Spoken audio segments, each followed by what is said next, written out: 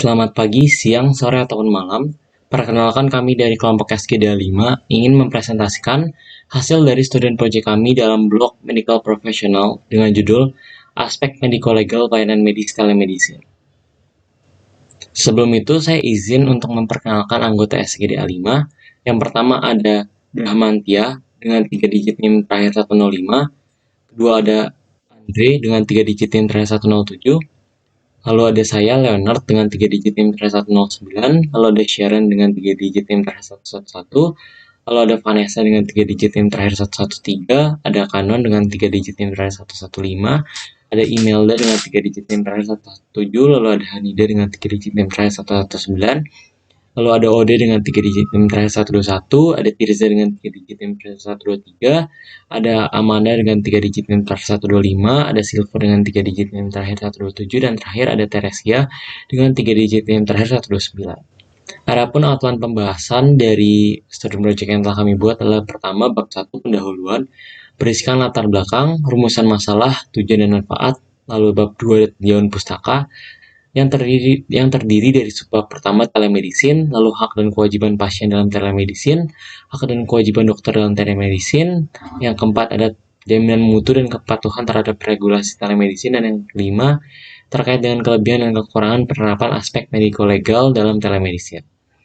Lalu yang terakhir adalah bab penutup terkait dengan kesimpulan dan saran.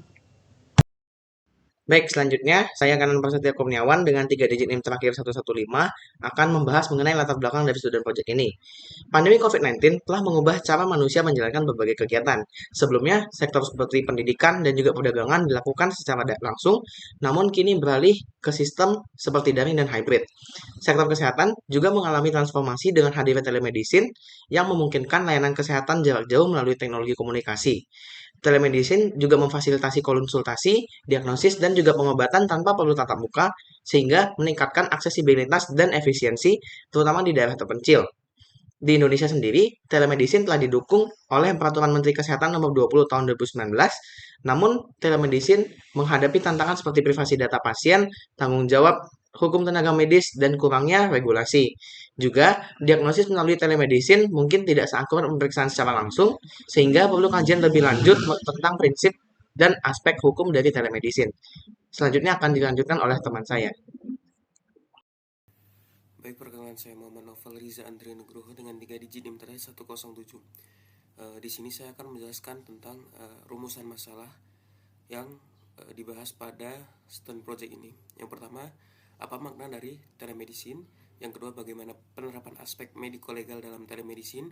Dan yang ketiga adalah apa kelebihan dan kekurangan dari penerapan aspek mediko-legal dalam telemedicine.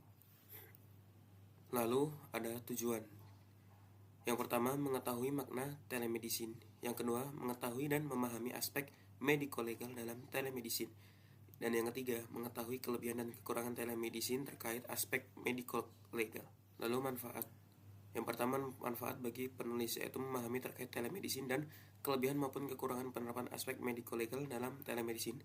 Bagi pembaca, mengetahui dan menambah wawasan secara umum mengenai penerapan aspek mediko-legal dalam telemedicine.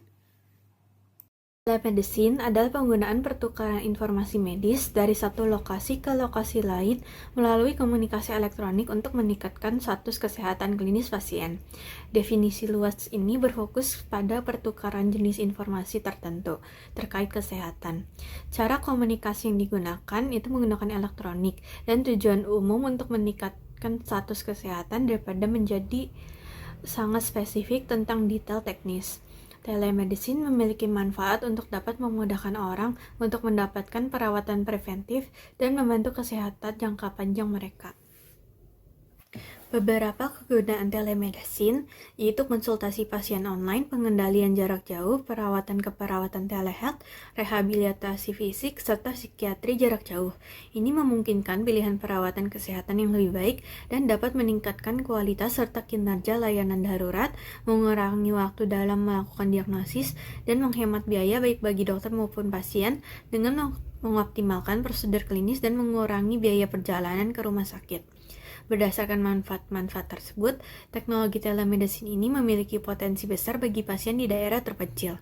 Dampak terbesarnya terlihat di berbagai negara di mana fasilitas kesehatannya jarang atau tidak tersedia sama sekali. Untuk memastikan riwayat medis yang akurat, semua pasien dan dokter harus memiliki keamanan perangkat keras dan perangkat lunak yang memadai. Beberapa klinik dapat menyediakan janji temu virtual dengan dokter melalui konferensi video online. Baik, sebelumnya perkenalkan nama saya Teresia Mangudewi Januarta dengan 3 digit NIM terakhir 129. Izin memaparkan hak dan kewajiban pasien dalam telemedicine. Berdasarkan Peraturan Menteri Kesehatan RI Nomor 20 Tahun 2019, yakni penyelenggaraan pelayanan telemedicine antar fasilitas pelayanan kesehatan, pasien memiliki hak untuk mendapatkan informasi yang benar atau jelas, lengkap, dan benar, hak atas persetujuan tindakan medis, di mana pasien dapat memberikan persetujuan atau informed consent setelah menerima penjelasan mengenai manfaat, risiko, dan alternatif tindakan medis. Hak atas privasi dan kerahasiaan, hak mengikuti instruksi dan nasihat medis, dan yang terakhir, hak membayar biaya pelayanan. Kemudian terdapat Undang-Undang Nomor 36 Tahun 2009, di mana pasien memiliki hak memperoleh pelayanan kesehatan yang aman, bermutu, dan tidak diskriminatif, hak mengajukan keluhan, dan menghormati tenaga kesehatan.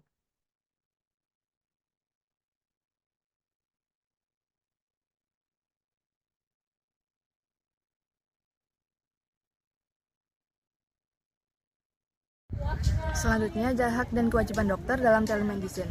Yang pertama ada hak, yaitu menerima informasi medis dalam bentuk gambar, video, teks, biosinyal, atau suara yang baik melalui alat elektronik sebagai bahan untuk berkonsultasi dan menjawab keluhan pasien. Kemudian yang kedua, mendapatkan pelatihan dan sertifikasi yang memadai. Yang ketiga, mendapatkan kompensasi yang adil seperti layanan kesehatan konvensional. Yang keempat, memiliki hak untuk menolak memberikan layanan telemedicine jika merasa tidak mampu memberikan diagnosis atau perawatan yang tepat. Yang kemudian ada kewajiban. Yang pertama, menyampaikan jawaban yang ditanyakan oleh pasien sesuai dengan standar. Yang kedua, menjaga kerahasiaan data pasien. Yang ketiga, memberikan informasi kepada pasien secara jelas, benar, dapat dipertanggungjawabkan dan jujur mengenai hasil konsultasi. Dan yang keempat, menyediakan waktu konsultasi 24 jam dalam sehari dan 7 hari dalam seminggu. Jaminan mutu dan kepatuhan terhadap regulasi telemedicine. Dalam penyelenggaraan pelayanan telemedicine, diperlukan pembinaan dan pengawasan yang kewenangannya ada pada Kementerian Kesehatan atau Kemenkes, dan Dinas Kesehatan, Dinkes, daerah provinsi, atau daerah kabupaten atau kota. Beberapa peraturan yang mengatur telemedicine yaitu Undang-Undang Nomor 17 Tahun 2023, Peraturan Menteri Kesehatan Pasal 17, dan Pasal 18 Nomor 20 Tahun 2019 tentang penyelenggaraan pelayanan telemedicine antar fasilitas pelayanan kesehatan, serta Pasal 57 dan 58 Undang-Undang Nomor 36 Tahun 2014 tentang tenaga kesehatan. Untuk regulasinya akan dilanjutkan oleh teman saya.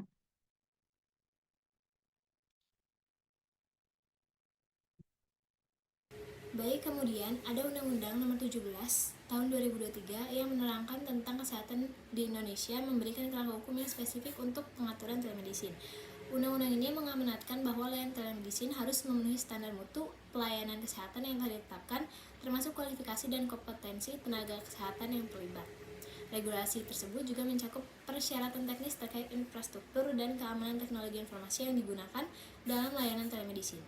Dalam Undang-Undang Nomor 17 Tahun 2023 tentang kesehatan, telemedicine diatur dalam Pasal 1 Ayat 22 yang menerangkan bahwa telemedicine atau telemedicine adalah pemberian dan fasilitasi layanan klinis melalui telekomunikasi dan teknologi komunikasi digital yang meliputi pertukaran informasi diagnosis, pengobatan, pencegahan penyakit dan cedera, penelitian dan evaluasi, pendidikan berkelanjutan, penyedia layanan kesehatan untuk kepentingan peningkatan kesehatan individu dan masyarakat.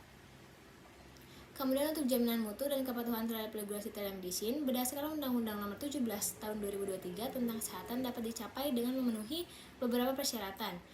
Yang pertama itu, tenaga kesehatan yang melakukan telemedicine harus memiliki surat izin praktik dari fasilitas pelayanan kesehatan dan terdiri atas dokter spesialis, tenaga kesehatan lainnya, serta tenaga lain yang kompeten di bidang informatika atau kesehatan. Dan yang kedua, Fasiankes yang menyelenggarakan telemedicine harus memiliki sarana, prasarana, dan peralatan yang memadai termasuk bangunan, ruang dengan fasilitas baik, jaringan internet yang memadai, serta peralatan medis dan non-medis yang menunjang pelayanan kesehatan telemedicine dengan standar pelayanan, mutu, keamanan, dan keselamatan yang terjamin. Baik, saya akan membahas mengenai salah satu peraturan yang menjamin mutu dan kepatuhan terhadap regulasi telemedicine, yaitu Peraturan Menteri Kesehatan Nomor 20 Tahun 2019. Jadi, dalam segi pelayanan, peraturan ini membahas mengenai jenis pelayanan yang diberikan dan siapa yang bisa memberikan pelayanan dalam telemedicine. Hal ini menjadi syarat untuk pelayanan telemedicine sehingga wajib untuk dipatuhi.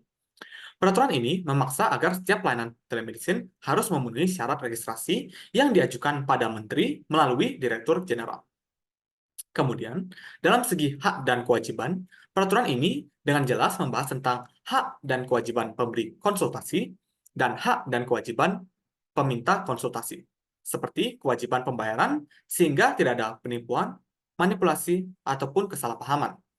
Dan dalam segi pendanaan, peraturan ini telah mengatur sumber dan pihak yang berwenang dalam rangka menghindari penyalahgunaan dana. Semua regulasi ini diawasi oleh Kementerian Kesehatan, Dinas Kesehatan Daerah Provinsi, dan Kabupaten atau Kota sesuai kewenangan undang-undang demi menjamin kepatuhan terhadap regulasi kesehatan dalam telemedicine. Baik, sekian dari saya. Berikut saya akan lanjutkan oleh rekan saya.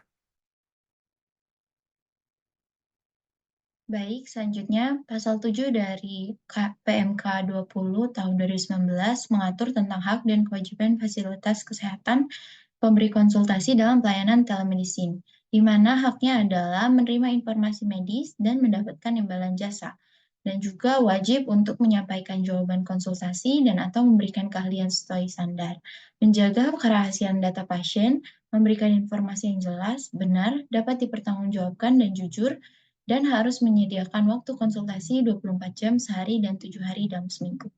Sedangkan pada pasal 18 mengatur tentang hak dan kewajiban pada peminta konsultasi, di mana haknya adalah memperoleh jawaban konsultasi dan atau menerima keahlian dari expertise yang sesuai dengan standar dan menerima informasi yang benar, jelas, dapat dipertanggungjawabkan, dan jujur mengenai hasil konsultasi dan atau expertise yang diberikan. Kewajiban dari peminta konsultasi ini adalah mengirim informasi medis berupa gambar, pencitraan, teks, biosinyal, video, dan atau suara dengan menggunakan transmisi elektronik yang sesuai dengan standar mutu untuk meminta jawaban konsultasi dan atau memperoleh expertise, menjaga kerahasiaan data pasien dalam proses pelayanan telemedicine, serta memberikan informasi yang benar, jelas, dapat dipertanggungjawabkan, dan jujur mengenai hasil konsultasi dan atau expertise kepada pasien. Pasal 57 dan 58 Undang-Undang Nomor 36 Tahun 2014 tentang Tenaga Kesehatan. Pelaksanaan pelayanan telemedicine memerlukan juga SOP atau Standar Operasional Prosedur untuk menjamin penyampaian pelayanan telemedicine yang berkualitas, efektif, dan juga aman. Standar Operasional Prosedur atau SOP adalah pedoman atau standar untuk melaksanakan tugas pekerjaan yang berkaitan dengan fungsi dan alat penilaian kinerja instansi pemerintah berdasarkan indikator teknis, administratif, dan prosedural sesuai dengan tata kerja, prosedur kerja, dan sistem kerja di unit kerja yang bersangkutan. Rincian terkait hak dan kewajiban, serta SOP atau standar operasional prosedur tenaga kesehatan dalam menyelenggarakan praktik pelayanan di bidang kesehatan diatur dalam pasal 57 dan 58 Undang-Undang Nomor 36 Tahun 2014 tentang tenaga kesehatan. Sekian dari saya, dilanjutkan oleh rekan saya.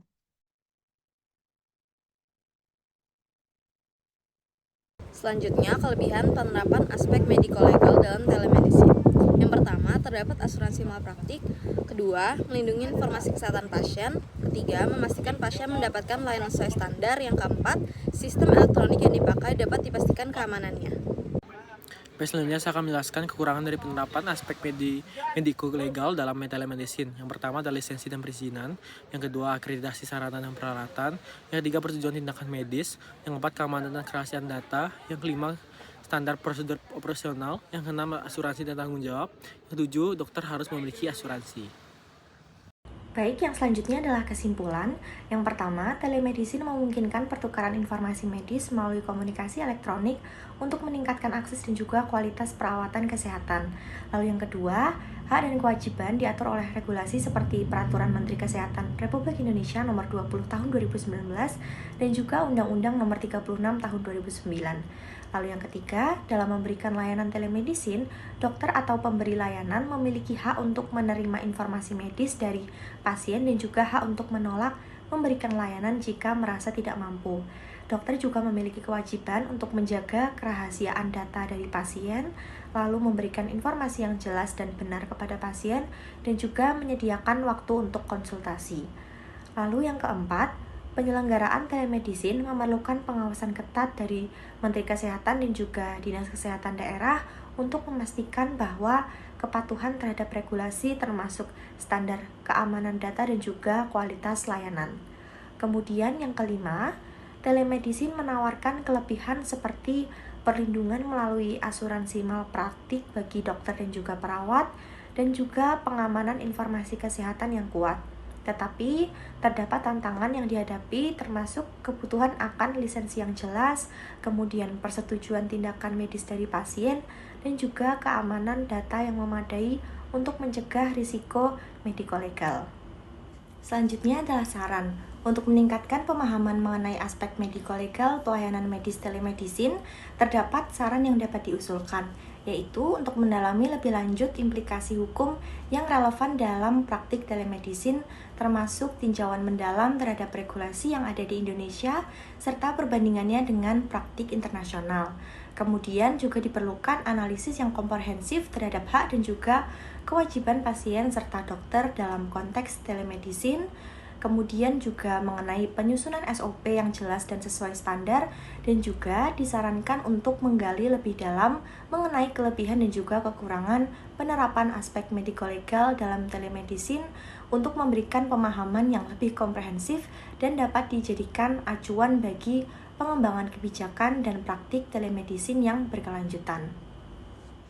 Sekian hasil dari presentasi student project yang telah kami buat. Kami meminta maaf apabila di dalamnya masih terdapat banyak kekurangan dan kata-kata yang kurang berkenan. Sekian dan terima kasih.